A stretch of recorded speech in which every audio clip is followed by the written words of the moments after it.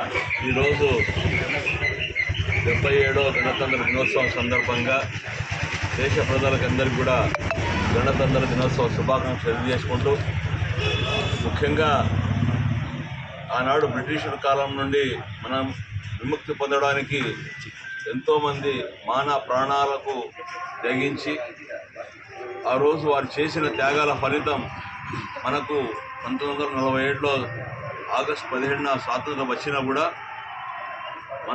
మన దేశంలో మనం ఏ విధంగా జీవించాలి, మన హక్కులు ఏ విధంగా మనం పొందాలని చెప్పి భారత రాజ్యాంగ నిర్మాత డాక్టర్ బాబాసాహెబ్ అంబేద్కర్ గారు ప్రపంచంలో అన్ని ప్రాంతాలు తిరిగి అక్కడికంటే మెరుగైన విధంగా మనం పాలించాలని చెప్పి ఆయన ఆశయంతో ఏదైతే రాజ్యాంగ రూపకల్పన ఆయన మన డాక్టర్ భారత రత్న బిఆర్ అంబేద్కర్ గారు ఆయన రచించిన రాజ్యాంగాన్ని 1950లో జనవరి 26వ తేదీన మనకు రాజ్యాంగం కల్పించడం జరిగింది. కాబట్టి మనమందరూ కూడా ఈ యొక్క భారతదేశంలో స్వేచ్ఛ స్వాతంత్రంగా కుల మతాలకు అతీతంగా ప్రతి ఒక్కరు కూడా కలిసి జీవించే విధంగా ఆయన రాజ్యాంగం నిర్మాణం జరిగింది. కాబట్టి ఈరోజు మనందరూ కూడా ఈ భారతదేశంలో సుఖ సంతోషాలతో ఉన్నాం. కాబట్టి మరొకసారి భారతదేశ ప్రజలకందరికీ, రాష్ట్ర ప్రజలకి, మరీ ముఖ్యంగా కదిరి నియోజక ప్రజలకందరికీ కూడా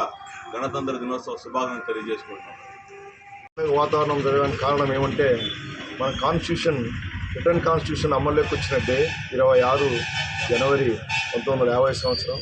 దాన్ని ఒకసారి పునఃసమీక్షించుకొని ఎంత మాత్రం ఈ కాన్స్టిట్యూషన్ అమల్లో ఉంది, ఒక నెమరు వేసుకునే ఒక పండగ లాంటి ఏమన్నా సమీక్ష ఉంటే దీంట్లో తప్పులు ఏమన్నా ఉన్నా, వాళ్ళు ఎవరైతే మన స్వతంత్రానికి పోరాడి వాళ్ళ ప్రాణాలు అడ్డేసి ఈరోజు మన స్వతంత్రాన్ని ఇంత స్వేచ్ఛగా మనం అనుభవిస్తున్నామంటే హక్కులు అది కేవలం బాబా డాక్టర్ అంబేద్కర్ గారు మనం రచించిన కాన్స్టిట్యూషన్ అమల్లో ఉండడం వల్లనే మనం స్వతంత్రంగా ప్రతి ఒక్కరు స్వతంత్రంగా మాట్లాడగలుగుతున్నామంటే ఈ పొద్దు మన కాన్స్టిట్యూషన్ ఇచ్చిన వరం.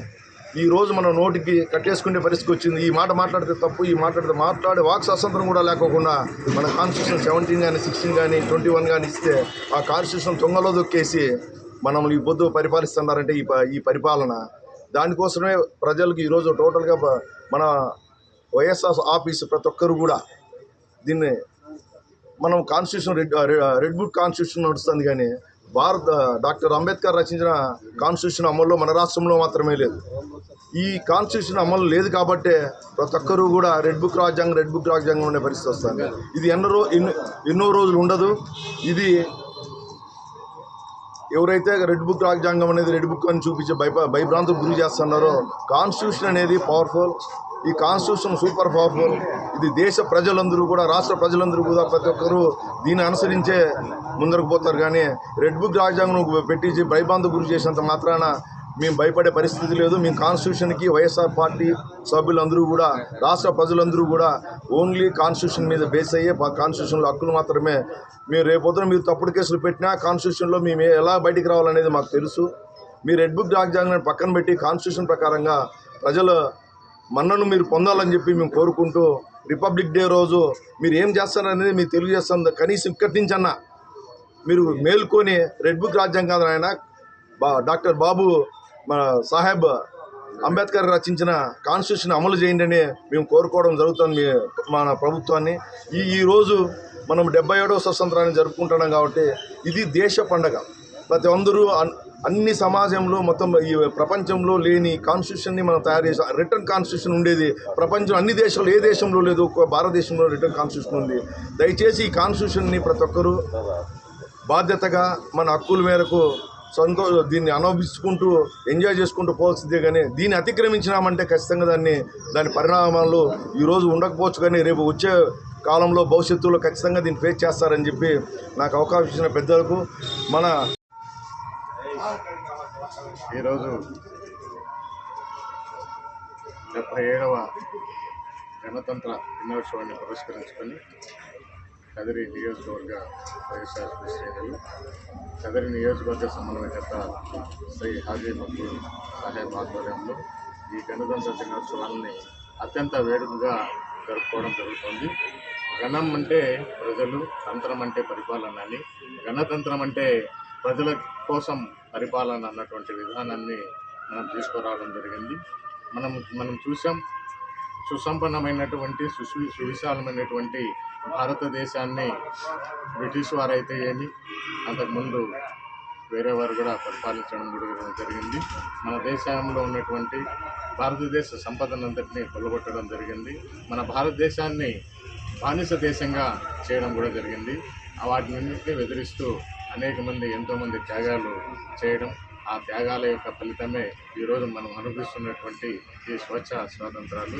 1947వ సంవత్సరం ఆగస్టు 8వ తారీఖు స్వతంత్రం సిద్ధించింది. స్వతంత్రం సిద్ధించిన తర్వాత అంతకు ముందు ఉన్నటువంటి ఏవైతే రాజ్యాంగాలు ఉన్నాయో వాటన్నిటినీ రద్దు చేస్తూ మనకంటూ స్వతంత్రంగా ఒక రాజ్యాంగం ఉండాలన్నటువంటి ఉద్దేశంతో దాన్ని మనం రిపబ్లిక్గా పరిగణించుకోవాలనే ఉద్దేశంతో గణతంత్రంగా 1950 జనవరి 26వ తారీఖు రోజు మన గణతంత్రంగా ఉన్నటువంటి ఈ రాజ్యాంగాన్ని ఆవిష్కరించడం జరిగింది.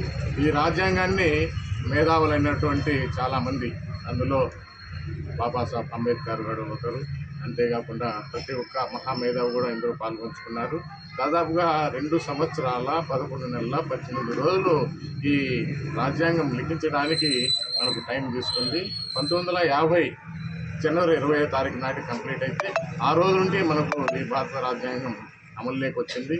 ఇది భారత రాజ్యాంగం మనకు హిందువులకు ఏదైతే మత గ్రంథాలు ఉన్నాయో, ముస్లిమ్స్కి ఏదైతే మత గ్రంథాలు ఉన్నాయో, అలాగే క్రిస్టియన్స్కి ఏదైతే మత గ్రంథాలు ఉన్నాయో, అలాగే పార్షియాకి ఏదైతే మత గ్రంథాలు ఉన్నాయో, వాటి మతాలకు కులాలకు వాళ్ళకి సంబంధించిన గ్రంథాలు కాకుండా ఇది కులానికి అతీతంగా, మతానికి అతీతంగా, ప్రతిదానికి అతీతంగా భారతదేశానికంటూ ఒక గ్రంథం అంటూ ఏదైతే ఉందంటే అది కేవలం కాన్స్టిట్యున్సీ అన్నటువంటిది, భారత రాజ్యాంగం అన్నటువంటిది కూడా మనం గర్వంగా చెప్పుకోగలుగుతాం.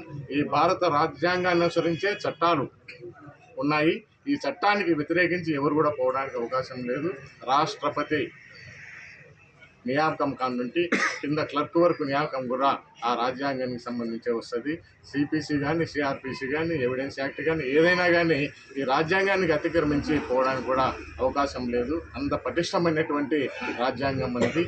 మనం మొత్తం ప్రపంచ దేశాలలో ఏదైనా రాజ్యాంగం పటిష్టమైనటువంటి రాజ్యాంగం ఏదైనా ఉందంటే అది ఒక భారతదేశ రాజ్యాంగం అని చెప్పేసి మనం పల్లగుద్ది చెప్పడానికి అవకాశం ఉంటుంది.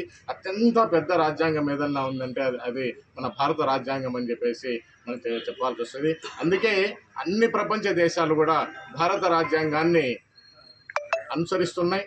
చాలా రాజ్యాంగాలు వచ్చేసిందని మన రాజ్యాంగాన్ని అనుసరించి చాలా రాజ్యాంగాలు కూడా వాటి యొక్క రాజ్యాంగాలను కూడా రూపురేఖలు కూడా మార్చుకోవడం జరిగినటువంటి పటిష్టమైనటువంటి రాజ్యాంగం అనేది.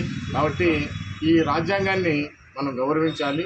ఈ రాజ్యాంగంలో ఉన్నటువంటి ఆ వేదికలు, పొందికలు, వాటి ఆర్టికల్స్ ప్రకారమే మనం ఈరోజు స్వేచ్ఛగా జీవిస్తున్నాం, స్వేచ్ఛా వాతావరణంలో ఉన్నాం, స్వేచ్ఛగా మాట్లాడగలుగుతున్నాం, స్వేచ్ఛగా మనం తిరగగలుగుతున్నామంటే కేవలం మనకు రాజ్యాంగం ఇచ్చినటువంటి హక్కు, రాజ్యాంగం కల్పించినటువంటి భద్రత మాత్రమే అని చెప్పేసి నేను ఈ విధంగా తెలియజేస్తున్నాం. ఇప్పుడు మనం చూస్తున్నాం ఈ కూటమి ప్రభుత్వం ఈ రాజ్యాంగాన్ని తొంగలో తొక్కి వారు స్వతంత్రంగా రెడ్ బుక్ రాజ్యాంగం అన్నటువంటి ఒక రాజ్యాంగాన్ని పెట్టి స్వేచ్ఛకు భంగం కలిగిస్తున్నారు. ఏదైనా ఒక చిన్న పోస్ట్ పెడితే కూడా ఆ పోస్ట్ పెట్టి కూడా ఒక కేసు పెట్టి లోపల వేసి భయభ్రాంతులు గురి చేస్తున్నటువంటి పరిస్థితి ఉంది. కాబట్టి మేము రాజ్యాంగాన్ని నమ్మాం, ఆ రాజ్యాంగం మాకు ప్రొటెక్షన్ ఇస్తుందని చెప్పేసి చూస్తున్నాం. మా పైన పెడుతున్నటువంటి తప్పుడు కేసులను కూడా రాజ్యాంగం మాకు కల్పిస్తుందని చెప్పేసి మేము ఆశిస్తున్నాం. చట్టాలు మాకు ప్రొటెక్షన్ ఇస్తాయని చెప్పేసి ఆశిస్తున్నాం. ఇప్పటికైనా ఈ తారీఖు నుండి అయినా కూడా ఈ ఏదైతే వైఎస్ఆర్సీపీ శ్రేణులపైన కక్ష సాధింపు చర్యతో రెడ్ బుక్ రాజ్యాంగం అనేటువంటిది ఏదైతే అమలు పరుస్తున్నారో వాటిని మీరు కొంచెం ఆలోచన చేసి అలాంటివి ఈ రాజ్యాంగం ముందు తుక్కు అని చెప్పేసి నేను తెలియజేసుకోవాల్సిందిగా కోరుతున్నాం. ఎనీహౌ భారత రాజ్యాంగం మనకు గొప్పది. భారత రాజ్యాంగాన్ని అందరం గర్విస్తాం. భారత రాజ్యాంగం ఎవరైతే ప్రిపేర్ చేస్తారో వారందరూ కూడా మంచావాచ కర్మణ మనమందరం కూడా వాళ్ళకు మనసులో స్మరించుకుంటూ వాళ్ళకి సెల్యూట్ చేయవలసిన ఆవశ్యకత ఉంది. అలాగే భారత రాజ్యాంగం అడుగుజాడల్లో కూడా మన భారతమాత రక్షించబడుతోంది. ఆ భారతమాతను కూడా రక్షించబడడానికి భారత రాజ్యాంగం ఎంతో విలువలతో కట్టుబడి ఉందని చెప్పేసి తెలియజేస్తూ ఈ గణతంత్ర దినోత్సవానికి అత్యంత ఉత్సాహంతో ఈ పార్టీ ఆఫీస్కు మన మక్బూల్ భాయ్ గారు పిలుపు ఇచ్చినంత వెంటనే వచ్చి, అది ప్రతి ఒక్కరి పండుగ, ఇది మన దేశ పండుగ, ఒక ఇంటి పండుగ కాదు. మనమేదో సంక్రాంతి ఇంకోటి ఒక ఇంటి పండుగ లాగానే చేసుకుంటాం ఒక పండుగ.